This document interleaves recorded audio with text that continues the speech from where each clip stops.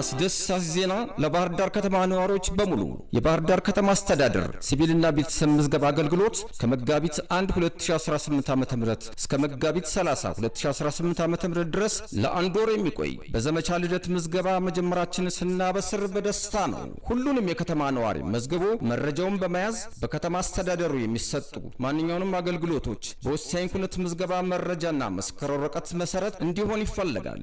ስለሆነም በየትኛውም የእድሜ ክልል የሚገኝ ሁሉም የከተማችን ነዋሪ በምትኖርበት ቀበሌ ጽፈት ቤት በመሄድ የራስዎንና የቤተሰብዎን ልደት በማስመዝገብ የምስክር ወረቀት እንዲወስዱ ጥሪያችንን እናቀርባለን። ልደትን በማስመዝገብ ምስክር ወረቀት መያዝ ትክክለኛ እድሜን ለማወቅ፣ ትምህርት ቤት ለመመዝገብ፣ የነዋሪነት መታወቂያ ለመጠየቅ፣ ለውጭ ሀገር ጉዞዎች ፓስፖርት ለማውጣት፣ ለባንክ አገልግሎትና ለተለያዩ እድሜን መሰረት ያደረጉ አገልግሎቶችን ለማግኘት ህጋዊ የማንነት ሰነድ ነው።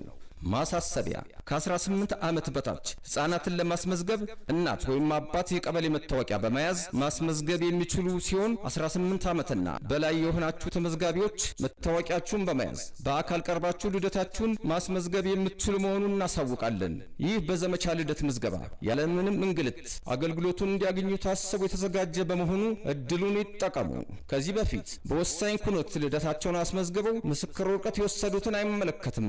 ያልተመዘገበ ኩነት ሰነድ አልባ ማንነት። የባህር ዳር ከተማ አስተዳደር ሲቪልና ቤተሰብ ምዝገባ አገልግሎት